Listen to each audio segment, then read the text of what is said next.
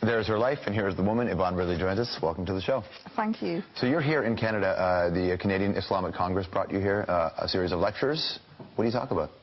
I've been talking about Islamophobia, women in Islam, feminism, Islamic issues, the wars.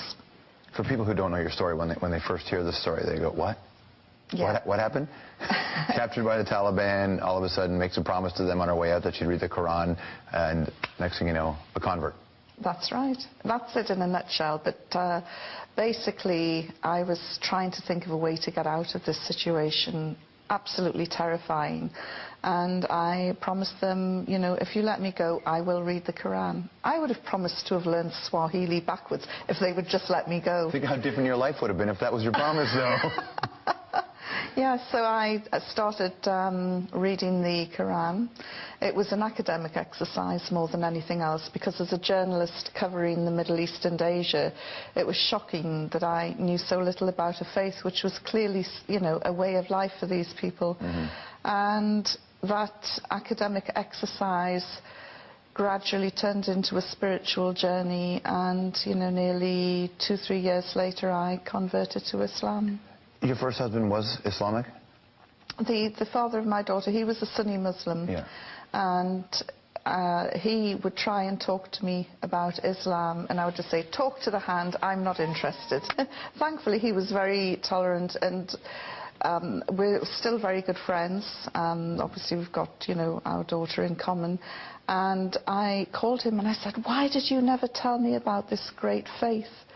And he said, you would never listen. And he is now quite amused and bemused that I've embraced Islam. Was it you read it and there was an awakening? Were you looking for this or something like this in your life before? Because you've heard of people who look at your situation and say, you just had Stockholm Syndrome, and this is just an after. George, I was so happy with my life. I worked hard, I drank hard, I played, I went clubbing. Sounds perfect. What's the need here? The last thing that I was looking for was a religion which would turn my life upside down. I was really happy as a party girl. So I wasn't looking for anything. And but things started to resonate, and I started to look into it more, especially with regards to the rights of women, and was completely floored by what I was reading. I know people have said, you know, oh, classic case of Stockholm Syndrome, but I've actually looked into that because I've been asked to present a program about Stockholm Syndrome, and you have to bond with your captors. Now, I was only there 10 days, and during those 10 days, I was the prisoner from hell. I spit on them, right? Yeah, spat at them, swore at them, threw things at them. In fact, every prejudice that the Taliban ever held about Western women was probably reinforced and made worse. You're like an episode of Absolutely Fabulous, sitting inside it. Was that what it was? It was a bit like Patsy, you know, Patsy meets Mullah Omar. It was a total clash of civilization. I heard you wrote, you kept a diary on the inside of a toothpaste box. Is that accurate? Yes. What did you write in there?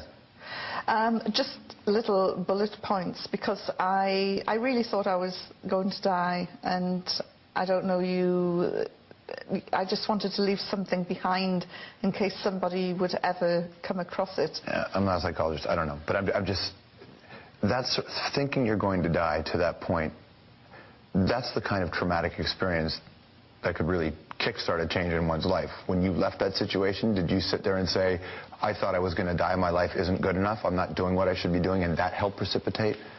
No, I just thought I'm going to party more when I get out, you know, and well, enjoy you failed life. at that, Yvonne. I must admit, yes, you did. Some of my friends are very sad that I'm no longer there drinking the champagne glasses. Well, look on the bright side, you picked an amazing time in the world to be a Muslim. Yes. Like, this is the moment when this conversation, it's been centuries since the conversation has been this heated between the East and the West. Absolutely, and you know, this is something that I often say, my timing could have been a bit better. Big conversation in England had to do with the dress of Muslim women. In France, all over Europe, it's even a debate here. I couldn't believe, you know, I thought that the niqab issue was done away with. You know, when will white middle-class men learn to stay out of women's wardrobes? How do you mean? Well, the debate here is over polling and voting, right? No, it isn't that, George. Think about this. The issue focuses on an area where there are 67,000 voters, where 5,000 of those voters are Muslims, where 12 of those Muslims wear the niqab or the face veil. Right. All of those women are prepared to go into a booth and lift their veil up to a female official to verify who they are. And, you know, what is the problem? Why is this becoming an issue? And I get my hackles raised as a feminist, and I have been a member of the feminist movement since the 70s. As a feminist, I get really annoyed when I see that women's votes are being threatened. I know when you said that you're a feminist, I know that there are people, and they're going to be emailing us right now, saying how can you be a feminist and a Muslim woman, just like how can you be a feminist and a fundamentalist Christian? It's the same point. I find it liberating sitting here having a discussion with you, not being judged on the length of my skirt or the size of my breasts. Right. And to me, I've got that liberation through Islam.